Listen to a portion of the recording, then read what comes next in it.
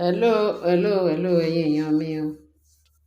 A kú weekend ní o. A kú dédé àsìkò yìí, a kú bó ṣe ń lọ. Bẹ́ẹ̀ ni o. A ṣẹ̀ṣẹ̀ wọlé látàárọ̀. Àwa náà lọ ṣe weekend ní ṣé mo pé ó wà ńbẹ̀. Bẹ́ẹ̀ ni, ó wà ńbẹ̀ a lè ṣe ká má ti ẹ̀ yọjú torí ẹni tó bá báyàn ṣe èyí náà ń bá ṣe. Bẹ́ẹ̀ ni o ní a wá ń gbọ́ ìròyìn kan ní íńtánẹ́ẹ̀tì pé olórí Tóbi tó bá ní kábíyèsí o, ó tiẹ̀ ti prepare, ó ti ṣe gbogbo ẹ̀. Òun sọ fún kábíyèsí pé kí kábíyèsí wá support òun torí òun fẹ́ travel out. Òun fẹ́ ṣe, òun fẹ́ mọ̀ kábíyèsí ní travel out. Tó bá fẹ́ travel out, báwo ló ṣe jẹ́ tèmi? Tó bá fẹ́ gba ọ lọ sí ìrò kó fẹ́ travel out àbí pàjáwìrì tó tẹ̀ tí wàá sọ fún mi tó pé ó fẹ́ travel out. Ó ti prepare ẹ máa lọ. Ibi kan tí ó ṣe prepare yẹn, ó ti prepare ẹ máa lọ. Ṣé bó fẹ́ lọ síbi kan tó ò lè sọ fún mi? Kí ló fẹ́ tọ́? Kí ló wá ń take permission kó lè ti ready láti? Tó bá ti ready àbí èmi àti ẹjọ́ plan kó fẹ́ travel out. Ó ní kì í ṣe pé bóyá òun ó dìgbà tó bá tọrọ tó ń tọrọ ààyè. Ó ní kábíyèsí kan lè mọ̀ pé òun travel out nítorí pé òun ní important thing tó ń fẹ́ lọ ṣe ní outside country. Kábíyèsí ní kí nìkan náà ló ń fẹ́ lọ ṣe surgery. Surgery kí ló ń ṣe ẹ́ tó fẹ́ lọ mọ́ ló ti fẹ́ lọ ṣe surgery? Ó ní kí wá ní surgery tó fẹ́ ṣe o. Òun fẹ́ ṣe surgery, wọ́n ti fún òun ní date o. Òun fẹ́ lọ beautify ojú òun torí tó ń bá lọ ṣe tán tó ń bá dé pé kábíyèsí tó bá rò òun á ṣe òun á ṣe kíní torí náà wọ́n mi ti lọ ṣe kó òun lè fine torí pé kábíyèsí ń wo òun pé òun ò fine mọ́ ni kábíyèsí ṣe hate òun. Ìbí nígbà tí Naomi tó fẹ́ Naomi ṣé Naomi fine tó bó ṣe wà sí. Tí ò bá jẹ́ pé Naomi ti lọ ṣe surgery ojú ẹ̀, ṣé kábíyèsí máa kú lé Naomi sí? Òun fẹ́ lọ ṣe tòun tó ń bá dé báyìí ó di dandan. Kábíyèsí máa wò, máa jí ojú òun wò, ó máa gbàgbé Naomi, ó máa ṣe torí pé surgery tí Naomi ṣe ni kábíyèsí ṣe ń kúlẹ̀. Wọ́n ní kábíyèsí rẹ́rìn-ín, ó rẹ́rìn-ín pé lọ ṣe tí wàá ṣe kárí. Ṣé mo fẹ́ lọ ṣe ó fẹ́ ṣe surgery? Ṣé wọ́n sọ fún ẹ pé surgery ni Naomi ṣe àbí fine tí Naomi fine?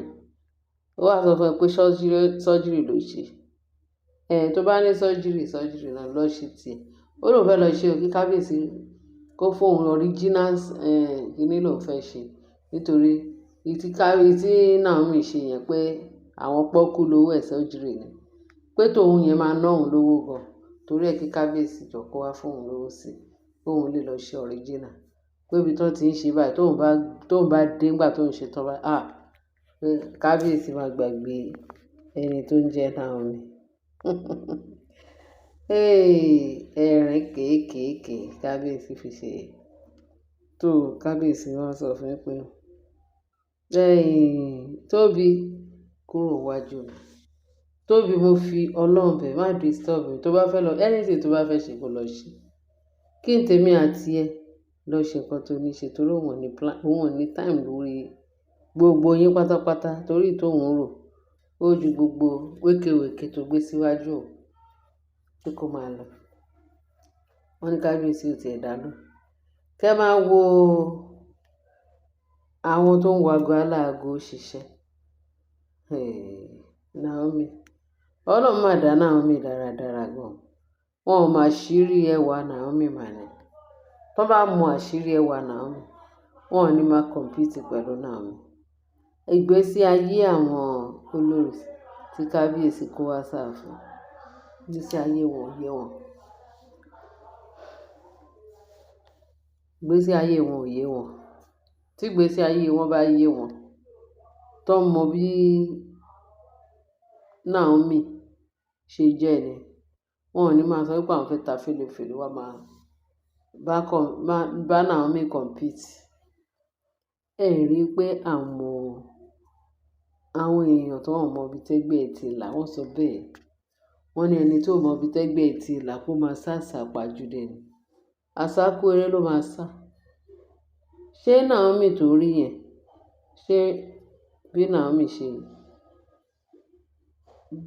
Naomi ṣe rí láti kékeré àti tìsín, ṣé wọ́n mọ Naomi láti kékeré àbí wọ́n mọ Naomi nígbà tí ó fẹ́ kábíyèsí? Ẹ jẹ́ ká ti ibi pẹlẹbẹ mọ́ ọ̀lẹ̀ jẹ. Naomi tẹ̀ ń rí yẹn ìgbà tí kábíyèsí fẹ́, màá fẹ́ sọ pé ó fẹ́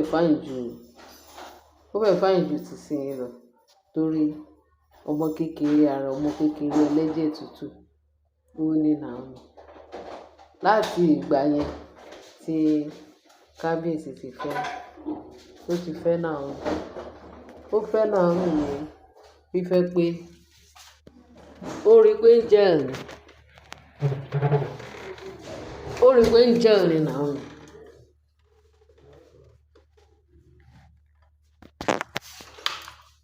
Ó rí pé ń jẹ́ ẹ̀rín Naomi. Kò tiẹ̀ sí níbi tí wọ́n fẹ́ fi ra wọn compare. Naomi ló ń wá játijàti. Naomi lọ ṣe surgery. Nígbà tó kúrò láàfin, tẹ́lẹ̀ kúrò láàfin ni Naomi fi lọ ṣe surgery tó fi di pé ó wá fáìn ju ó fáìn sí ju ti tẹ́lẹ̀ lọ. Ṣé rí tí mọ nǹkan lọ́kọ̀ tó ń wá yìí. Wọ́n ní kábíyèsí ní kó tiẹ̀ lọ ṣe náà. Lọ ṣe. Àwọn tí ò mọ ibi tẹ́gbẹ́ wọn ti là, wọ́n máa sá àsápajúdé. Àjẹkú ìyà náà máa ṣe, náà dẹ̀ máa jẹ. Ṣé rí olórí yìí? Wọ́n mọ̀ pé beauty olórí tó ń pè ní Tóbi yẹn. Wọ́n mọ̀ pé beauty tọ́lọ́run dá, ó dá olúkálùkù ní mold ààrẹ. Olúkálùkù pẹ̀lú mold, different mold. Ọlọ́run wà.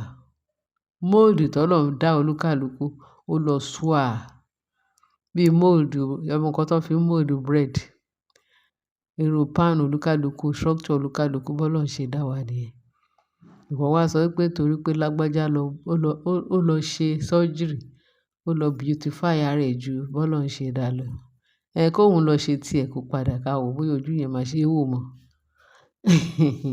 Ó kàn máa dàbí Michael Jackson. Tó yẹ kó mọ̀ bóyá tó máa ṣe tiẹ̀ tán, bóyá wọ́n máa sá fún ni. Ó mọ̀. Níbi tí owú jíjẹ tó ti mú wọn lẹ́jẹ̀. Wọ́n sọ fún Mark pé kó má kú. Àfi bí kó fẹ́ lọ fọwọ́ ara ẹ̀ lọ fa ikú kó continue kó lọ ṣe. Ó ní kóun lè fáìn sí. Ó ní Naomi lọ ṣe surgery ni Naomi ṣe fáìn. Tóun bá ṣe tòun, original ló fẹ́ ṣe o. Pé torí tí Naomi yẹn ṣe pé àwọn wẹ́wẹ̀wẹ́, àwọn kéékèèké ní surgery tó ṣe pé kì í ṣe àwọn surgery tó quality. Pé tóun fẹ́ lọ ṣe tó quality tó jẹ́ olówó ńlá surgery ló fẹ́ ṣe. Kó wọ́n máa ríran wò. Kábíyèsí ṣáá ni kúrò níwájú mi kó lọ ṣe. Tó bá dẹ̀ ti ṣe tán, kò jẹ́ ń gbọ́. Ẹbí wà ṣe, ó ti ṣe tán, ó ti ready láti ṣe. Kó tó wá sọ fún mi, ó yá continue. Ẹ rí pé wọ́n ń ṣẹlẹ̀yà. Àwọn ẹlẹ́yà. Ẹ̀yin èèyàn mi, àwọn ọ̀rọ̀ rádaràda báyìí. Tí ò ní gbòǹgbò, tí ò ní weight.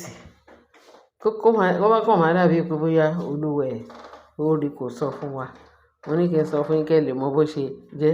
Torí ó lè dọ̀la ń sìn kí Tóbi ṣe surgery kó dé kó wá sọ pé ẹnìkan ló kó bá òun nìkan ló kó bá rẹ̀. Bóyá Michael Jackson ló fẹ́ yà. Nígbà bá rí wọ́n máa sá fún.